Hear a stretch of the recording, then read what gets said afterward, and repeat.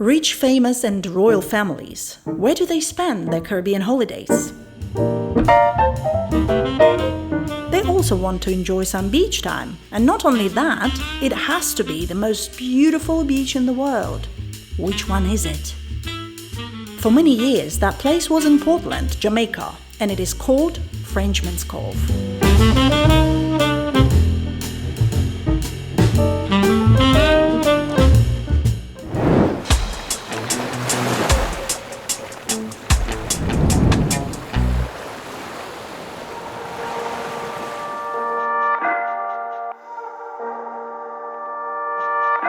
Frenchman's Cove is a hidden treasure that from 1950s was only available to rich and famous. What is more, Frenchman's Cove Hotel that was built nearby was actually the very first all-inclusive hotel in the world and was also rated as the most expensive one. However, from 1980s this gorgeous place became available to general public. As a part of Jamaica Video Guide series, today we're going to visit Frenchman's Cove in Portland, Jamaica and share its story.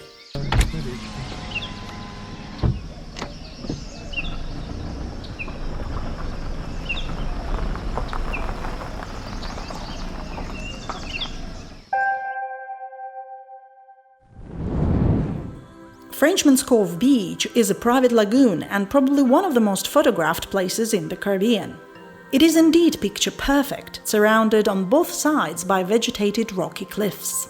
There is a stunning contrast between the dark green rainforest, deep blue sky, turquoise sea water and bright white sand. All of this makes this place truly special.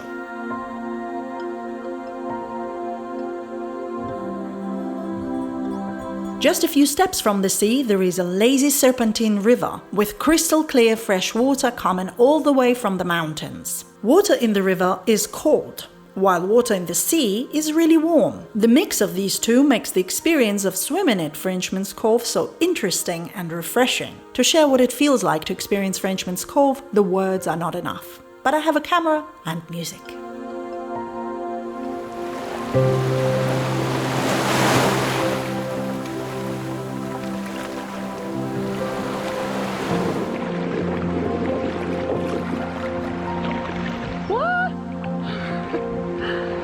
Самоизоляция, она такая. Смотрите, людей нет. Самоизоляция.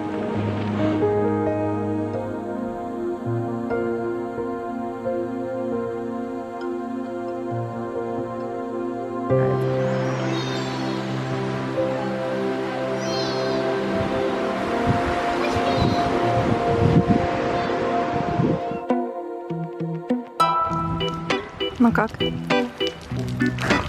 Холодно. Хрень снег.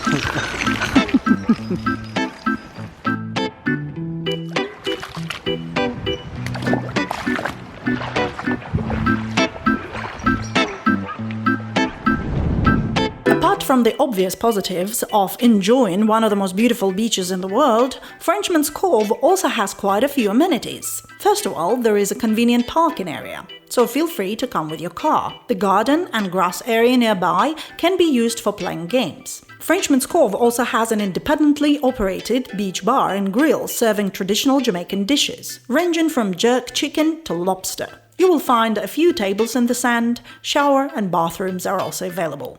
Such a paradise. Is there even a negative side to this place? Let's have a look.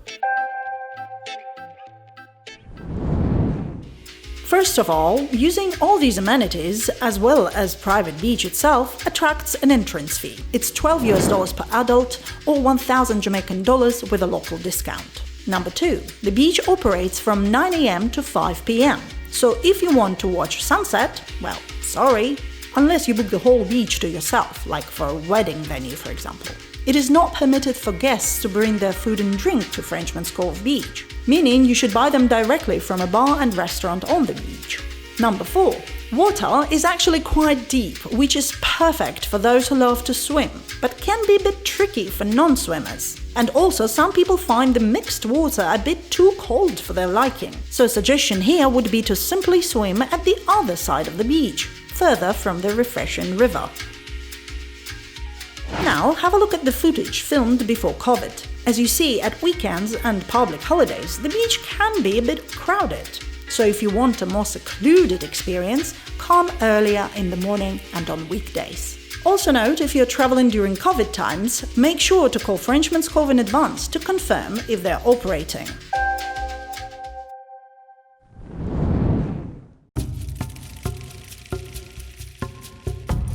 Frenchman's Cove is believed to be named after an old folk tale that describes a battle between the British and the French near the Cove. It is said that British defeated the French and wounded soldiers sought refuge in the Cove, hence the name, Frenchman's Cove. However, the records and old maps show that originally the place was known by the name Cold Harbour, and from 1798 it was a part of Cold Harbour Estate, which was a sugar plantation and a cattle mill. When at the end of the 19th century all plantations were eliminated, Cold Harbour Estate owners were looking for someone to buy their land. In 1902, it was sold to an American entrepreneur from Boston, Lorenzo Dow Baker, who was famous for launching banana industry at that time and also saw the potential in tourism. However, in 1941, when the Baker family returned to Boston, the property was sold back to Cold Harbour Limited, which was already a local company of Kingston, Jamaica. After the decline of sugar trade, then banana trade, and absence of tourism due to world wars, the situation with economy in Jamaica and especially in Portland Parish was getting really bad. That is why in 1948 Cold Harbour Limited launched a campaign to bring back Portland's wealth and beauty. Cold Harbour Estate was divided into over 300 lots, most only a couple of acres each, but with a few very large lots near the ocean. This is how the area became a part-time home to many rich and famous, and why a huge wave of tourism started in Portland in 1960s. What about Frenchman's Cove? 45 acres of land, including the beach itself, was bought by Canadian billionaire Garfield Weston. And yes, the Weston family that got from rags to riches, from being like simple bakers to now controlling 200 companies, including Canada's largest supermarket chain, Loblaws. So Garfield Weston acquired the place in 1956, and it is said that Cold Harbour Limited stipulated in the purchase contract that this unique site to become a public resort, and hence was to help the development of Frenchman's Cove in particular and the region in general. It was Weston family who invested into building Frenchman's Cove Hotel and promoting it to royalties. Hurricanes in 1980s badly damaged the whole parish, and it took some time before Frenchman's Cove property and the beach itself were restored again. It was Granger Weston who turned it from a resort for only the very, very rich into a place available to the general public. So now it hosts weddings, yoga retreats, and families from all over the globe. But the beach itself is open year-round to everyone. I've noticed some people get upset by the fact that certain beaches are privately owned in Jamaica and believe that beach should be free. Some also think that the income from entrance fees gets taken out of the country, while preventing the locals from visiting the beach. Well, is it so? Don't shoot the messenger, I'm just stating facts, so let's have a look at this situation.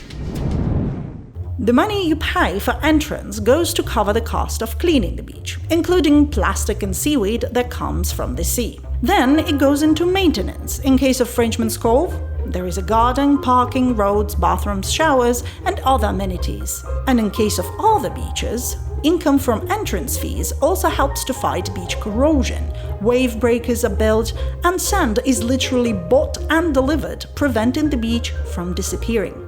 Then the money goes into paying the bills for water and electricity for the structures on the beach, like bathrooms and changing rooms. And of course, it goes into covering the salaries of all those who are doing these jobs. The other thing people forget, the money is also spent on local suppliers, like the gardening and maintenance materials, buying produce from local farmers who supply the bar and the restaurant on the beach, which can operate only because people are coming. And people are coming because the beach is maintained.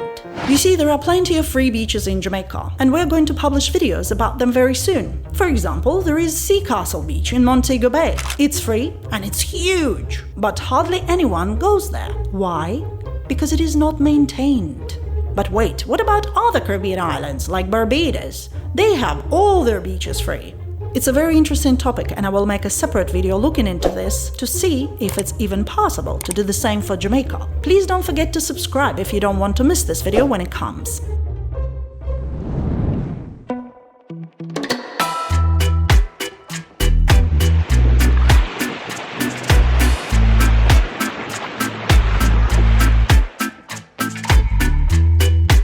Cove is mostly used by locals. Unfortunately, tourists don't often come to Portland nowadays, since it's a 4-hour drive from the main international airport in Montego Bay. But they should, because Portland is an incredibly beautiful parish, and Frenchman's Cove is just one of its jewels.